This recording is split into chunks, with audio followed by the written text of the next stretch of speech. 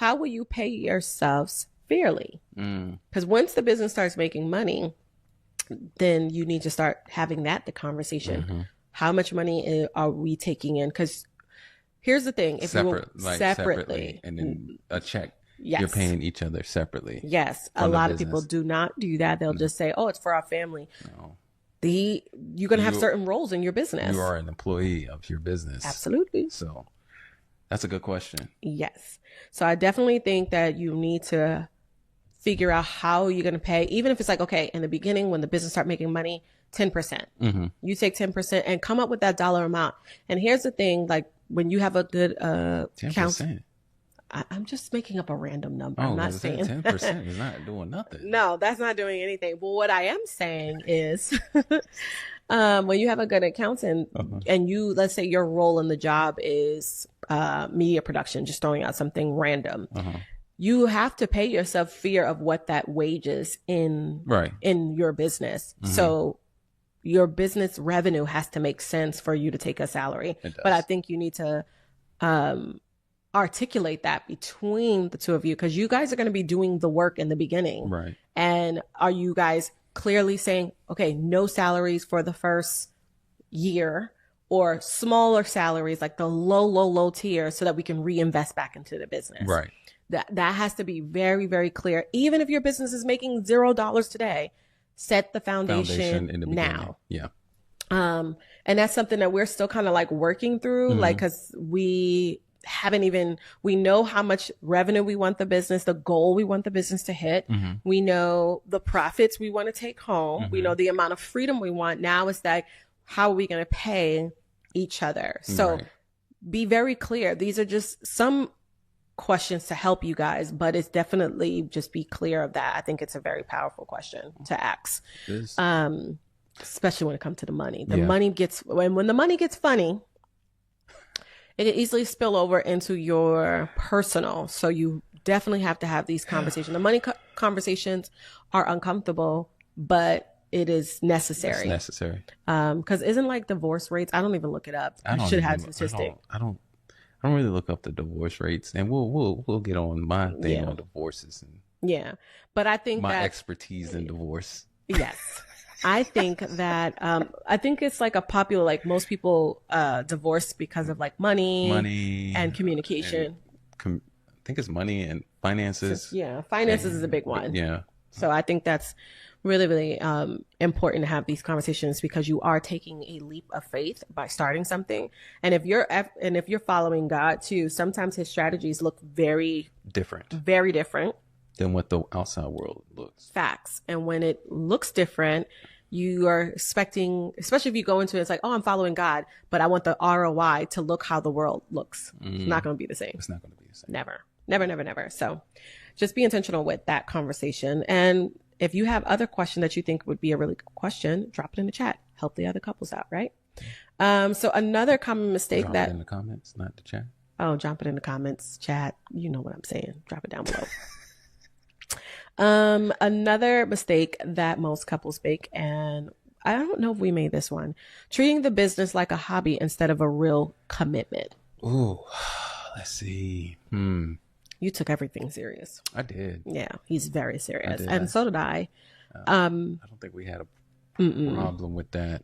But I have experience with a couple that, there's like, I don't like doing that. But that was the role they committed to. Right. So if you committed to that role, you need to be intentional with making it a priority. Right. And so that will frustrate the other spouse because you committed, you said out of your mouth that this is what you're going to do. You're responsible for this role.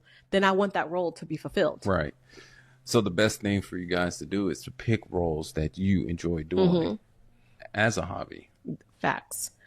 Or that you not even a hobby, not even as a hobby, what you're skilled at, and that you enjoy doing it, because you can be skilled at a lot of things, but don't enjoy it. So it has to be something that, one, you're skilled at, or you might not be skilled at, but you can learn because you enjoy it. Yes, because I wasn't skilled at marketing, branding.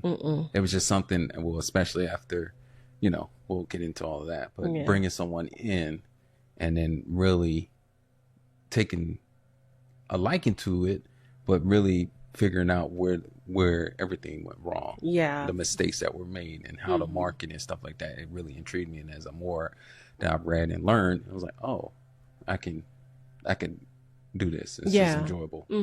So you found the joy in from our problems that we were having. He found the joy, which for me, I've never taken any job that, like, if I said I was going to do something, I was going to do it.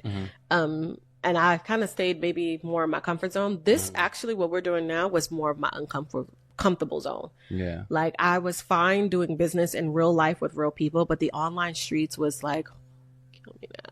And this podcast was kind of uncomfortable for you, because it's like, I don't know how you're going to act on camera. It's like, come on. Like, I'm going to embarrass us on camera? Like, come on now.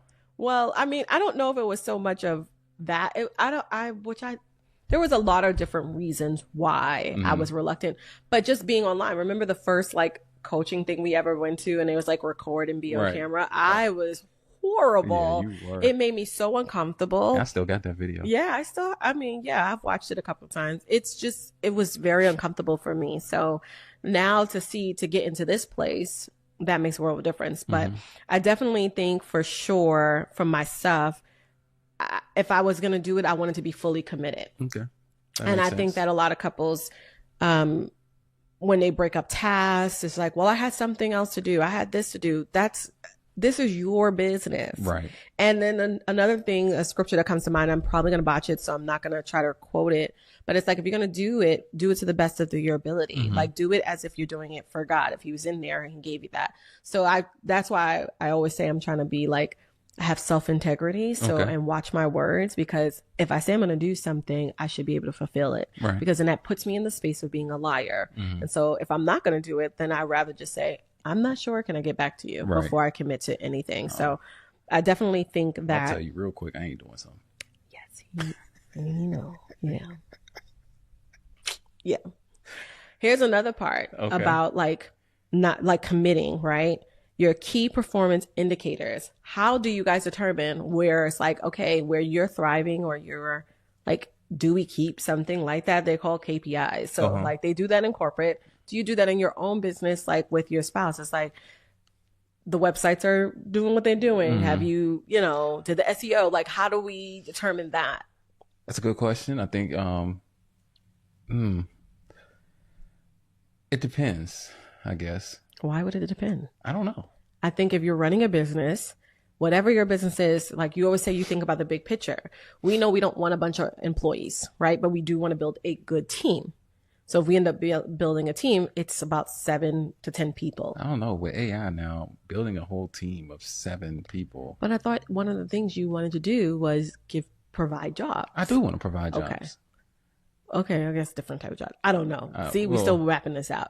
But how do you determine if you have to have KPIs? You have to make sure. But for your spouse, what'd that look like? Like, how do I say, babe, you're doing a wonderful job? Or how do I look at your performance? How do you look at my performance? What are we measuring? I think that in all businesses, you need to have that. I don't know. That's a good question. We're going to still map that out. Maybe we're going to discuss it. That's why I put it on the list. I'm like, that's a good question. Oh, no, wait. That's a good question. Now you got my wheels spinning. How do you articulate whether or not your spouse is doing a good job or not? I mean, I think when you have those meetings. You can do it then, but how do you measure it? The tasks that they gotten done, whether or not if the tasks, giving each other tasks in the specific field that or the roles that they are in, and then checking at the end of the week, coming together and checking at the end of the week to see what tasks have been completed. I guess you could do that. Yeah, that's a good one. That's a good one.